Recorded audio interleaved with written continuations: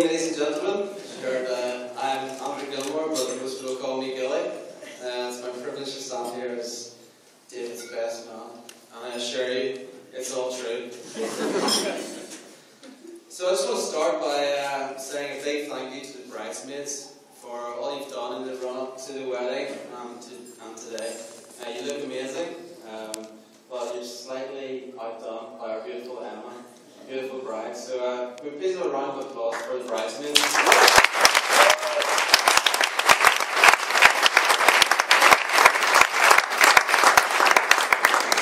And thank you to everybody for being here tonight and for looking so good in your tuxes and your dresses. Having a black tie event is great. It's a good idea, guys. Everyone's looking class. Thank you to everybody who travelled from Scotland or England or even further afield, America, different places.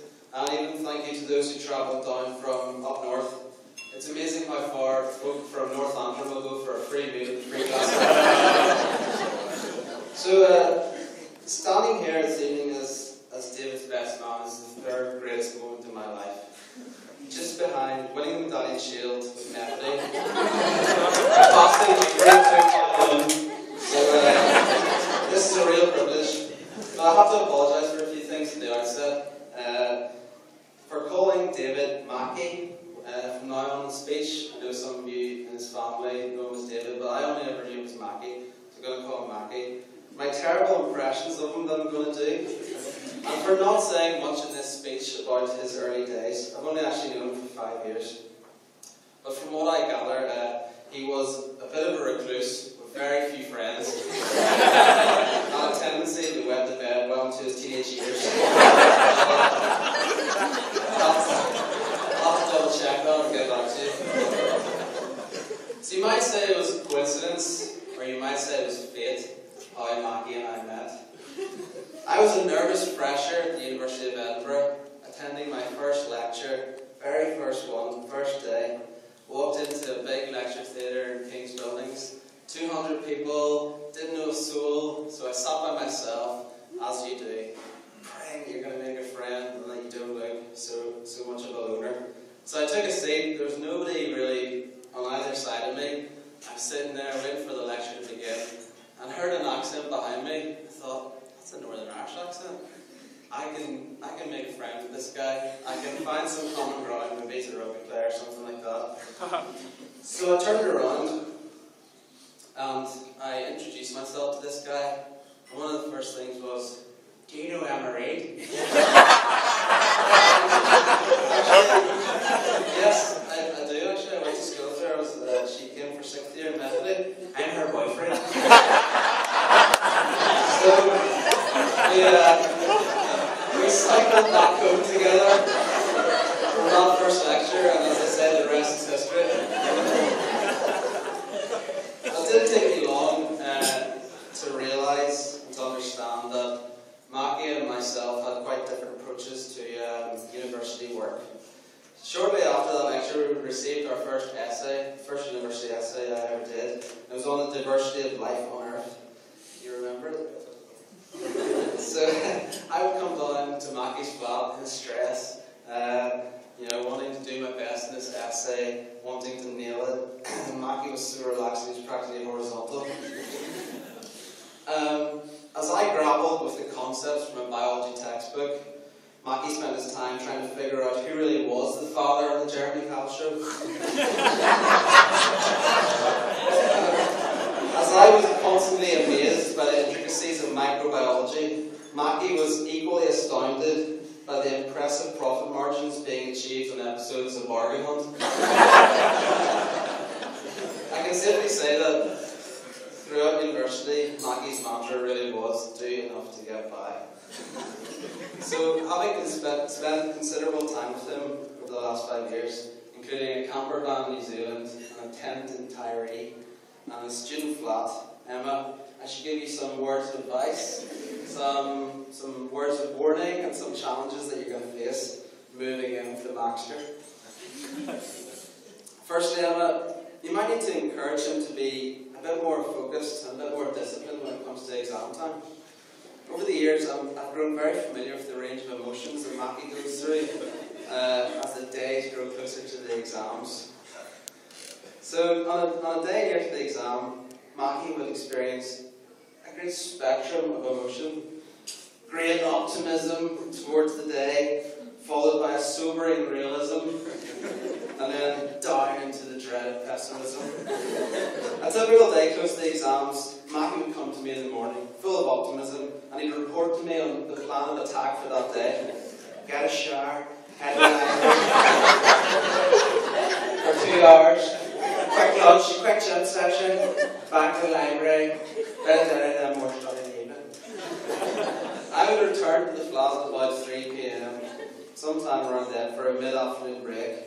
And Mackie would be on his bed watching YouTube videos of people getting attacked by sharks.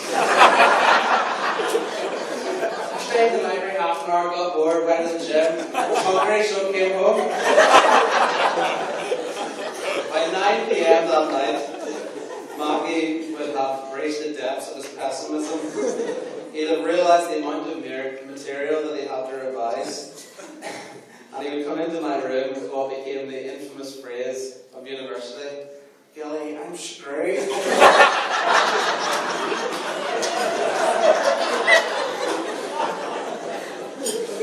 For 5 years, Mackie really did do just enough to get by. But it has to be said, in his 5th year, he did excel himself. He showed great determination and great skill to land a place to study medicine the following year at the University of Edinburgh. And Mackie will hopefully graduate again when he's 35. That's a good thing when he's drawing a doctor's salary, because he can have about 100 grand student loan to pay off. Spent over his decades studying Edinburgh.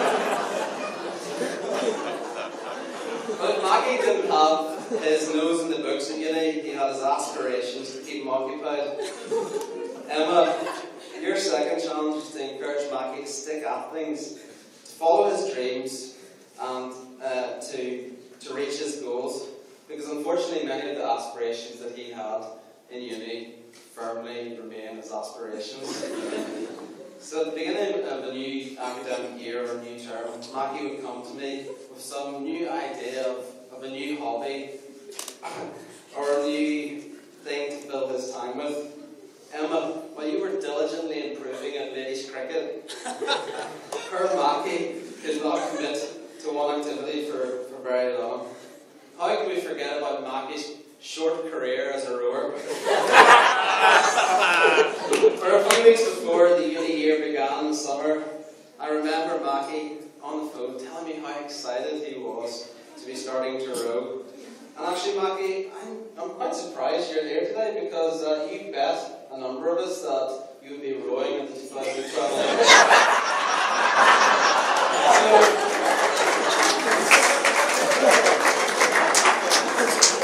It's very nice of you to be here, not in London.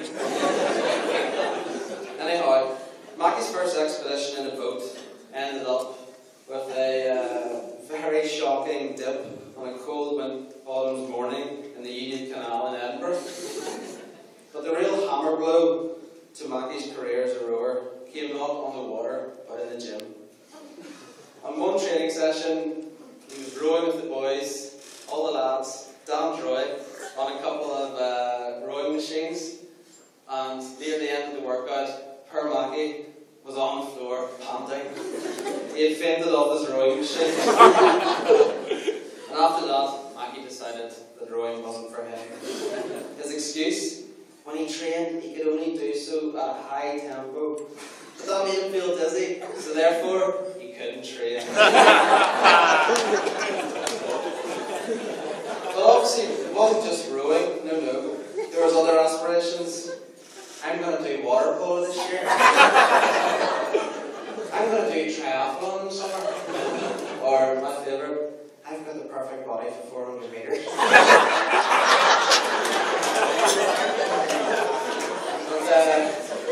There was also periodic bouts of interest in photography and drawing, which I must say stuck out a bit better. And on one occasion, Mackie decided for some reason that he would sketch the face of a young Asian girl from a picture that he had found on the internet. On hearing where he was getting his inspiration from, Anne, his mum, concerned as she was, thought that she would give him this piece of legendary advice. Just you be careful what you're Googling, son.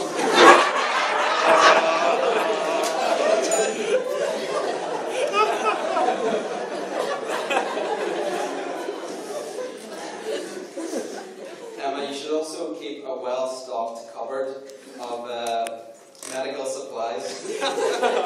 You'll need to be ready to dish out lots of TLC to Mackie. Unfortunately, Perwy Mackie can feel pearly at the drop of a hat. I don't want to dwell on the spectrum of ailments that Mackie has acquired over the years, but there is one particular episode worth mentioning. One summer spent in India in his third year left Mackie with a challenging semester in the backside department. Many a night in India on that trip was spent clinging to a toilet for fear of his life. These times of great trial would continue to haunt him for months after on his return to Edinburgh. Some vocabulary that Mackie used in that first semester after India: gurgling, seeping, stinging, flowing, itchy. Emma, on a side note, never agreed to smell his fingers. I grew tired as Mackie's complaining, and so I thought I would challenge him. I said, Mackie, you're such a hypochondriac. And I'll never forget the reply that he gave me. My ass doesn't feel like a hypochondriac.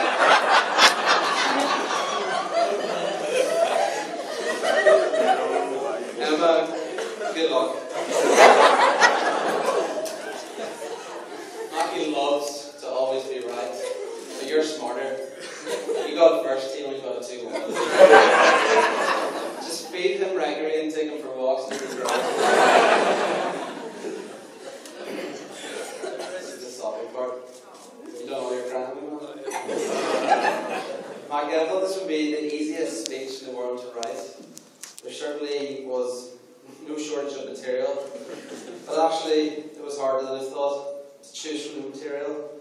I messaged some of the lads last week and just asked them to give me some of their thoughts, some funny stories or some moments or some things they wanted to say about you. And when I read Thomas Dean's reply, I knew that I had to mention it.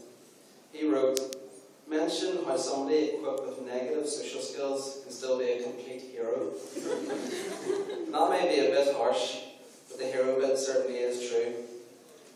People love you, Mackie. They love your humour, they love your warmth and your quirkiness. And I've loved having you as a best friend for these 5 years. And with all sincerity, it's a pleasure to stand here as your best man. If there's one thing you lack, Mackie, it's pretense. You're perfectly at ease with who you are, and that's why I and everyone else enjoy spending time with you. I struggle to think of anyone else that I know who's had as many deep conversations with people about life and about God and about other deep things. But I'm not surprised because you're open and you're honest and you're astute and you listen to people.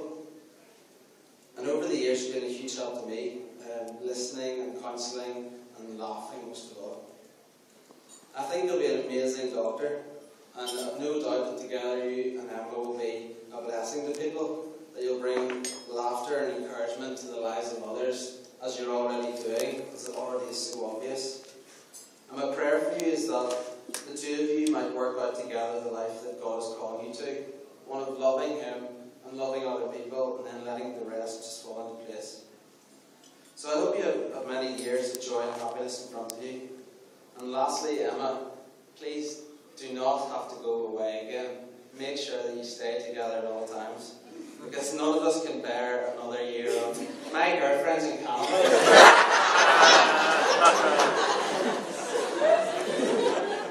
All that's left to be said is, let's toast this couple to happiness and to every blessing, to Emma and David, the bride and groom.